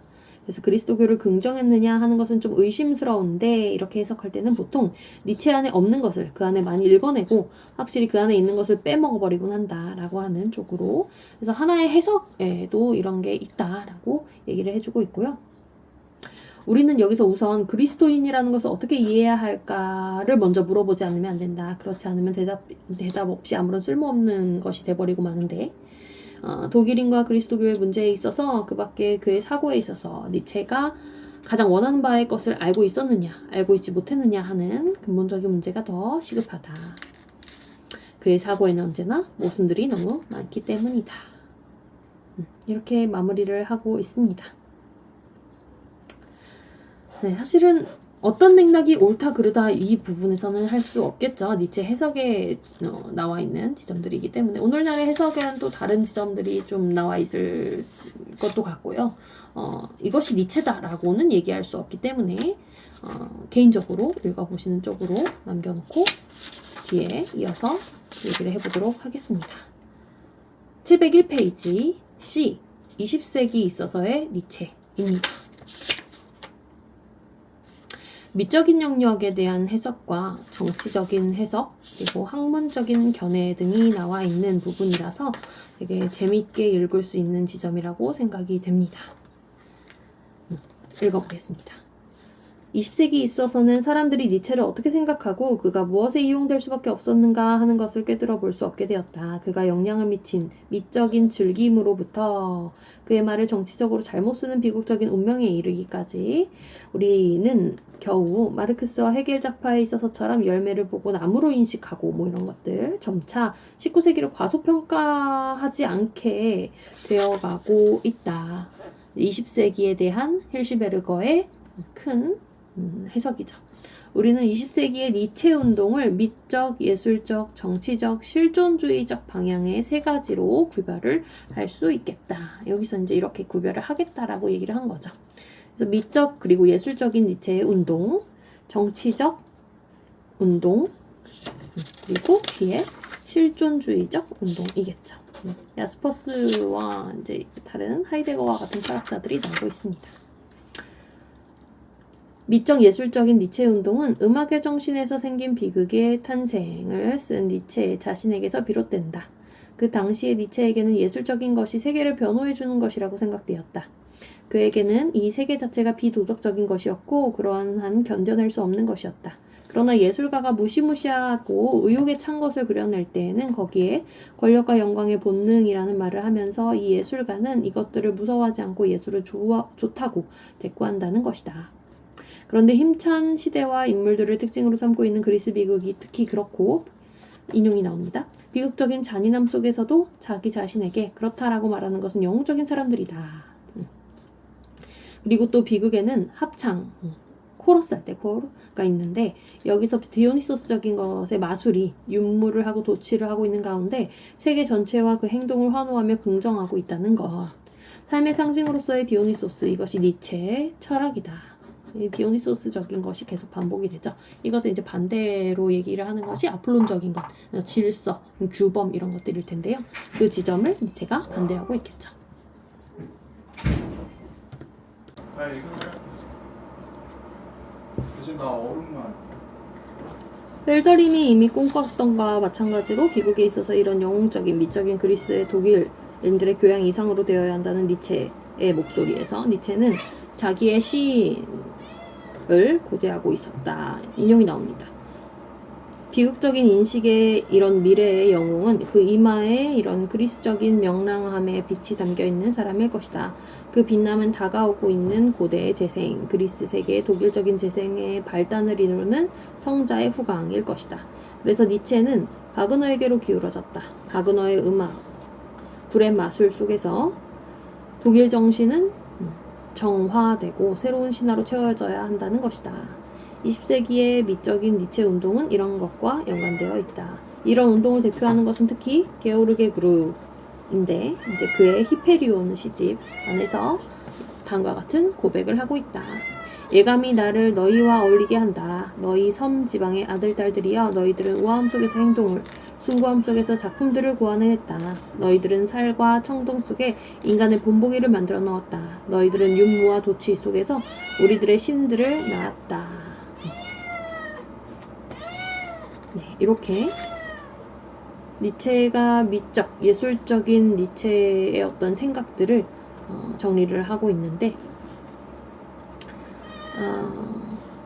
권력과 영광의 본능 이런 내용들이 예술가는 무서워하지 않고 오히려 예술은 좋다라고 대꾸하는 이 지점들이 예술에 있어서의 어떤 질서와 규범 이런 것들의 대척에 있는 어떤 디오니소스적인 어떤 환상 같은 것들을 담아내고 있지는 않는지에 대해서 생각해 볼 수 있는 지점들이었습니다.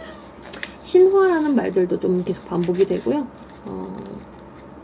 비단 이 부분뿐만 아니라 우리가 앞서서 계속 니체를 읽었을 때 그 경향성을 그대로 예술에게도 드릴 수 있지 않을까 이렇게 생각을 합니다. 703페이지 정치적인 해석을 마저 읽겠습니다. 정치적인 니체 해석은 권력애로의 의지에 중점을 둔다. 이제 디오니소스는 예술의 신이 아니라 전쟁의 신이 된다. 여기서도 이제 디오니소스적인 것들이 계속 강조가 되고 있죠. A. 보임러는 디오니소스는 권력애로의 의지의 최초 공식이다. 이렇게 얘기를 하고 있습니다. 이렇게 해서 다시 권력애로의 의지를 어떻게 이해해야 하는가라는 물음이 생기고 우리는 통속적인 길과 학문적인 길이라는 두 가지로 나누어서 생각할 수 있다는 일시베르거의 방향을 그대로 따라가면 되겠습니다. 통속적, 정치적 니체의 해석은 생존 경쟁, 제 마음대로 스스로를 관철하는 것, 건전한 원시성, 야수성, 마키아벨리즘 등의 건전한 이상을 자유롭게 말하고 있는 것과 같은 여러 가지 문맥에서 나타나고 있는데 전형적인 문맥은 언제나 도덕의 계보에 나오는 금발의 야수라는 말이고 이 금발의 야수는 모든 위대한 종족의 바탕 위에 살아가고 있는 자고 때때로 마음대로 날뛰지 않으면 안 되는 자고 또 시인들은 다시 오랫동안 노래를 불러야 하는 찬미를 하지 않으면 안 된다고 믿으면서 마치 학생들이 바보스런 소란을 피웠을 때처럼 살인, 방화, 능욕, 고문 등으로부터 당당하고 평온한 마음으로 떠나는 자라고 이야기됩니다. 이런 표현들을 통해서 니체의 문제점, 즉 그가 새롭고 생명으로 가득 찬 가치들을 추구하려고 투쟁한다는 이런 관점에서는 이해되지 못하고 그냥 글자 그대로 받아들여지고 있다는 지점이 여기서는 한계라고 얘기를 하고 있죠. 그래서 계속 앞에서도 우려로서 계속 얘기되어졌던 부분, 니체가 자연주의, 단순한 생물학주의에 이르게 되는 이런 지점들을 여기서도 탄생시키고 있다. 이런 지점들에 대해서는 되게 주의해야 된다. 계속 말하고 있습니다. 사람들은 이런 경향을 니체 자신에게서 찾는 일이 자주 있으나 실제로 일부분 니체 동조자들에 의해서 주장되고 있을 뿐, 말을 억지로 끌어대어 자기가 옳다고 주장하는 사람들은 언제나 있기 마련인데, 이들은 자기들의 마키아벨리주의와 야수주의를 방어하기 위해서 니체를 잘못 이용하고 있다라고 hirschberger가 니체를 옹호하고 있죠. 또 다른 견해는 우리가 이제 지금 이해하고 있는 이 정치적인 니체의 해석의 또 다른 길, 학문적인 견해인데요. 정치적인 니체 해석을 학문적으로 해석하는 것은 이 일을 어느 정도 정교하게 해준다라고 얘기하고 있습니다. 이런 해석의 대표자는 A. 보임러이고, 그 이상은 그리스의 아곤 격투기였는데, 싸워라, 계속해서 싸워라 하는 것이었고, 단순히 축제뿐만 아니라 삶 전체가 영웅적인 투쟁으로서 영위되어야만 한다라는 것을 뜻하는 거였죠. 싸우고 이기고 승리해서 스스로를 희생하고, 그리고 그리스 비극의 영웅들은 죽어갔다. 니체의 가장 깊은 인식은 이런 투사적인 충동의 생활은 억압되어서는 안 되고 진정한 인간을 형성해 가야 한다라는 쪽으로 이해를 해야 한다는 거죠. 왜냐하면 인용이 나옵니다. 야생적인 것과 악이 깃들어 있는 자연의 깊은 곳으로부터 인간에게 있어서의 가장 좋은 것과 고귀한 것이 유래되기 때문이다. 그리스인들은 위대하다. 왜냐하면 투사적인 종족의 강한 본능을 길을 찾아냈음과 동시에 본능에게 경쟁을 하는 길을 열어주었기 때문이다. 여기서 드러나는 것은 어떤 정해진 것으로 향하지 않는 보편적인 다이나미즘인데, 학자들이 꾸며대는 점에서 히틀러의 오악스러운 견해보다 훨씬 훌륭한 것들이 있겠지만, 이 철학은 언제 어디서나 총통의 행동을 방해할 수는 없었다라고 한마디 더 하고 있네요. 통속적인 니체 해석과 학문적인 니체 해석은, 학문적인 니체 해석이 이제 후자에 해당되겠고요. 통속적인 니체 해석은 아까 우리가 얘기했던 첫 번째 통속적인 길, 견해에서 우리가 잘못 읽는 부분들이 있죠. 자연주의와 생물학주의로 그대로 이루게 되는 그 길입니다. 이 두 가지는 이제 니체 해석의 두 가지 방법일 뿐인데, 이제 이것은 이제 형식적으로 구별만 될 뿐이고, 이 두 가지의 해석들에는 감각적인 생명을 도야하고 승화시킨 일적인 어떤 가치 기준이 없다. 두 가지 다 니체 자신의 다이나미즘을 넘어서려고 했다는 것을 모르고 있다. 이게 니체 자신의 어떤 풍부한 내용 자체를 다 담아낼 수 없었던 해석이기 때문에 어느 두 가지 중에 무엇이 옳다, 또 뭐 낫다, 뭐 이런 얘기를 할 수는 없고, 각각의 해석이 이러하다 정도만 알고 넘어가면 되겠습니다. 어쩌면 hirschberger는 조금 니체를 긍정하면서도 니체를 되게 풍부하게 읽어내면서도 사실은 기존의 이론가들처럼 뭔가를 내용을 어떤 식으로든 제시하려고 하지 않았다는 점에서 되게 좀 회의적이고 비판 아닌 비판을 하고 있지 않는가 이렇게 읽혀집니다. 사실 반대하고 기존의 틀에 대한 전복을 얘기하고 어떻게 우리가 해야 돼? 앞으로 무엇을 하면 돼? 라는 물음에 두루뭉술하게 틀만 제시하는 건 누구나 할 수 있다고 생각을 합니다. 그럼에도 불구하고 니체가 풍성하게 지금까지 읽힐 수 있는 이유 중에 하나는 그것이 이제 문학적인 어떤 텍스트로서 다시 쓰여졌다는 지점이 상당히 많은 것들을 함의하고 있어서 그렇게 읽혀서 지금까지도 니체가 계속 얘기가 되어지고 있는 점일 것 같고요. 만약에 그렇게 하지 않았더라면 사실 아무 얘기도 안 한 것과 다름이 없기 때문에 오늘날까지 읽혀졌을까? 라고 했다면 좀 부정적인 대답이 나올 수도 있겠죠. 니체의 텍스트 자체가 이렇게 두루뭉술하고 어찌 보면 이제 문학처럼 소설처럼 시처럼 쓰여진 이 지점이 사실은 니체가 말하고자 하는 바를 가장 잘 담을 수 있는 하나의 형식, 그릇이지 않았는가. 그것 때문에 계속 우리가 오늘날도 읽게 되는 그런 부분, 그런 지점, 이 부분을 오늘은 얻어가시면 어떨까 생각을 합니다. 마지막으로 니체가 이제 실존주의적인 해석을 가질 때 실존 철학적으로 니체를 읽는다면 아마 이렇게 읽어야 되지 않을까라는 hirschberger의 견해로서 정리된 이 지점들을 읽고 오늘은 마치도록 하겠습니다. 일종 철학으로 니체를 해석한 사람의 대표자는 니체라는 책을 간행한 야스퍼스다. 네, 유명하죠. 야스퍼스는 일반적인 니체 비판을 물리치고 일반적인 비판은 니체의 철학에 있어서 수많은 모순들을 끌어내어서 비논리적인 지적을 해내거나 그 내용의 하나하나를 옳지 못한 것이라고 설명하거나 니체의 생활 방식 전체, 개인주의, 민중으로부터 떨어져 있음, 허무주의 등등을 거부하는 것들일 텐데 이런 것들은 야스퍼스를 따르자면 사람들이 비판을 하는 대신에 신앙적으로 그에게 매달려서 바로 기분이 내키는 대로 그의 철학을 이러저러한 것들에서 이끌어낼 때 위에서 같은 니체에 대한 잘못된 관계가 생겨나는 것이라고 얘기를 하고 있습니다. 저도 마찬가지라고 생각을 하고요. 니체를 너무 좋아하는 사람들은 그 구절 하나에만 매달려서 그냥 자기 마음대로 해석을 하죠. 그렇기에 되게 용이한 철학자이기도 하고 그런데 니체는 과연 그것을 원했을까? 이렇게 생각해보면 전혀 아니겠죠. 아마 니체가 생각하는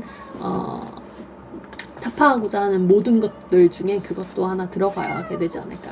그런 사람들의 활용 이런 것들도 사실 되게 생존의 니체가 봤다면 되게 속된 말로 좀 역겨워하지 않았을까. 본인의 이론이 이렇게 쓰이다니 이런 식으로 생각을 해주신다면 아마 우리가 니체를 어떻게 읽어야 될 것이고 니체를 적용시킨다면 어떤 식으로 적용시킬지에 대해서 조금 더 고민을 하게 되지 않을까 생각을 합니다. 이러한 것에 대한 야스퍼스는 니체는 자기 자신을 어떻게 이해했는가 하는 물음으로 제기를 하고 있고 야스퍼스는 우리들도 그를 새롭게 이해해야만 한다고 말을 하고 있습니다. 야스퍼스는 다음과 같이 말하고 있는데 니체의 자기 이해는 바로 모순되고 있다는 것 이런 지점이 사실은 더 중요하죠. 니체를 잘 정리를 해놓은 야스퍼스가 오히려 더 니체 같은 그런 느낌을 주기도 합니다. 여러 가지 뜻을 지니고 있다는 것 그렇죠. 하나로 단정 지을 수 없다는 의미 가면 혼동하기 쉬운 것 이런 것들 등등에 있습니다. 니체의 철학은 스스로를 극복하는 철학이요 목표가 없는 불안의 철학이요 절대적인 부정의 철학입니다. 야스퍼스가 얘기를 잘하고 있죠. 그는 체계가가 되기를 원하지 않았기 때문에 이렇게 글을 썼다는 거죠. 저도 전적으로 동의를 하고요. 그에게는 고향이 없다. 돌아갈 곳이 없다는 뜻이고요. 이런 것을 밝히기 위해 야스퍼스는 니체의 다음과 같이 인용을 하고 있다. 네, 되게 궁금해지죠? 읽어보겠습니다. 현대인의 영혼의 전 영역을 뒤져보아도 그 어느 한 구석에도 빈 곳이 없다. 나의 허영심, 나의 가책, 그리고 나의 행복 이렇게 인용을 하고 있고요. 니체는 12살 때 이미 다음의 시귀를 지었다. 시구절을 지었다. 내 고향이 어디인지는 감히 누구도 나에게 물어서는 안 된다. 그리고 어른이 되어서도 다음과 같이 말했는데 우리는 우리들 뒤에 있는 다리들을 다 부숴버렸다. 더 나아가서는 우리는 우리 뒤에 있는 육지를 다 부셔버렸다. 돌아갈 곳 없음, 고향이 어딘지 물어봐서도 안 된다라는 것은 뒤돌아보지도 말아라. 즉 철학사에 있어서 그 전통적인 어떤 연결고리를 다 끊어내는 새로운 어떤 부분에 대한 제시, 그렇게 해야만 한다는 의지 자체를 강조하고 있는 부분에 대한 해석을 아주 잘 꼬집어내고 그 지점에 대한 설명을 니체의 어떤 핵심으로서 잘 파악을 해놓은 것 같습니다. 706페이지 두 번째 문단. 야스퍼스는 다음과 같이 말하고 있다. 이런 절대적인 부정과 계속적인 자기 극복의 철학은 무에로의 정렬과 같은 것이다. 이 전체는 신을 부정하는 바탕 위에서 철학한 것이다. 라고.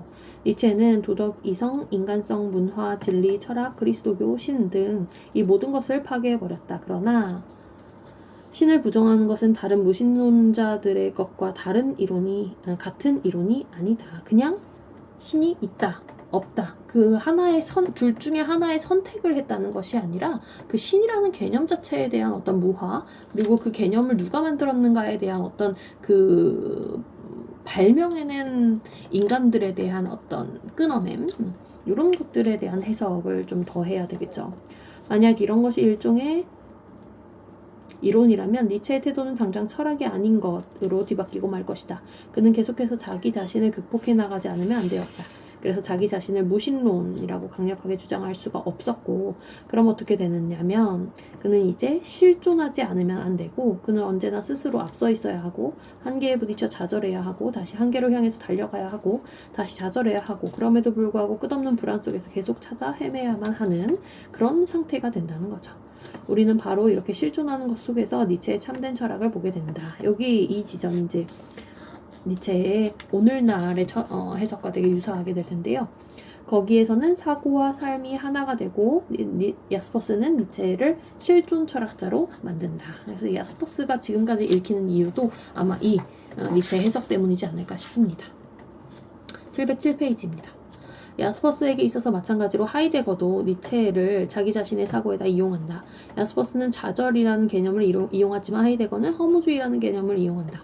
야스퍼스는 간단히 거부되고 여하튼 인용문이 나옵니다. 우리들이 가치명제의 공식을 니체가 실존적으로 철학하고 있다는 증거를 보려고 한다면 그것은 잘못일 것이다. 그는 절대로 그렇게 하지 않았다. 하이데거에게 있어서 니체가 이상학자인데 물론 우선은 반형이상학자로 두고요. 인용이 나옵니다. 신은 죽었다라는 말은 초감각적인 세계에는 작용하는 힘이 없다는 뜻이다. 이런 세계는 생명을 부여하지 못한다. 형이상학 즉 니체에게 있어서는 플라톤주의라고 이해되었던 유럽의 철학은 끝장이 났다. 그렇죠. 니체에게서 이제 현대 철학으로 돌아서게 되는 니체는 자기 자신의 철학을 형이상하게 반대하는 운동, 즉 자기에게 있어서 플라톤주의를 반대하는 것이라고 이해한다. 그래서 그는 한결같이 허무주의에 관한 말을 하고 있다. 니체는 허무주의가 대두하는 것을 보았다. 이 허무주의는 형이상학에 대해서뿐만 아니라 서구 문명 전체, 특히 그리스도교 내에서 대두하고 있었던 것이다. 그래서 그리스도교에 반대하는 것은 남아있었던 이제 근대에 남아있었던 그 중세적인 어떤 면모들, 여전히 남아있었던 그런 찌꺼기들을 잘 완전히 소거시키는 그런 니체의 작업들을 상상해 볼 수 있겠습니다. 하이데거는 다음과 같이 말하고 있다. 니체는 서구의 정신과 그리스도교의 정신, 아니 오히려 후자의 여러 개념들이 그 조건들을 충분히 채워주지 못했다는 것을 깨뜨려보고 있었다. 그랬을 것 같고요. 이것이 그의 위대함이다. 그러나 그 자신이 새로운 가치의 세계를 창설하려고 함으로써 그가 반대하려고 있었던 낡은 형이상학의 사고에 다시 빠져들고 말았던 것이다. 저 역시도 그렇게 생각을 하고요. 아마 이것들에서 완전히 거리를 두기는 좀 힘들었을 것이다. 왜냐하면 그 니체라는 인간조차도 그 동시대에 존재하고 있었던 하나의 개별자로서 그 생각 자체를 완전히 저버리기는 또 힘들었을 것이고요. 이런 논의가 가능하려면 사실 그 이전이 있어야만 또 이런 논의가 가능하기 때문에 일단은 그 한 맥에서의 어떤 하나의 반대급부로서 존재할 수밖에 없는 그 위치적인 한계가 존재했던 것이죠. 이 정신착란증에 걸린 사람은 다시 신을 찾기는 하나 결국 낡은 형이상학이 옛날부터 하고 있었던 바와 그대로 바로 다시 그리스도교의 신을 찾아서 헤매게 되었던 것이다. 바로 이런 것이 허무주의라고도 볼 수 있고, 즉 낡은 형이상학의 여러 개념들을 존재 가능하게 하기는커녕 그 존재를 가로막아 버리는 이것이 곧 존재 망각이다. 신을 죽일 때의 마지막 일격을 가하는 것이 바로 형이상학이며 니체의 경우에 있어서는 권력애로의 의지 안에 있는 가치명제의 형이상학이라는 것이다. 그래서 하이데거는 다음과 같이 말한다. 하이데거의 인용문입니다. 니체는 자기 이전의 어떤 형이상학과도 다 마찬가지로 허무주의의 본질을 잘 알지 못하고 있었다. 또 하이데거는 다음과 같이 말한다. 단순한 존재자로부터 얻어진 폐쇄된 개념들로부터 해방을 가져다 주는 것은 자기가 말하고 있는 존재에 이르러서야 비로소 가능하다.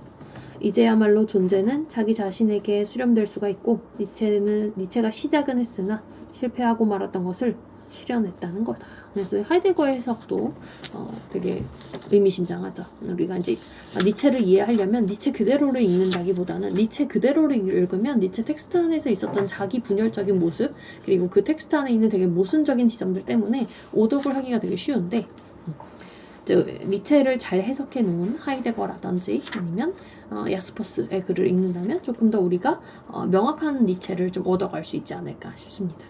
여기서 의문이 생긴다. 니체가 자기의 새로운 가치표를 밝혀냈다고 말하는 것 이상으로 하이데거는 존재를 밝혀냈다고 말할 수 있겠는가? 하이데거는 존재에 관한 말을 많이 하고 있지만 그에게 있어서도 여전히 빈틈은 남아있지 않은가? 그는 도대체 형이상학이란 무엇이었으며 무엇이기를 원했는지 올바르게 해석했는가? 오직 무비판적인 사고만이 그것이 니체에 의해서건 하이데거에 의해서건 간에 형이상학적인 의식과 그리스도교적인 의식이 파괴되었다는 것을 고지 듣는다. 의지가 반드시 실천적인 것만은 아니다. 그러면서 끝맺습니다.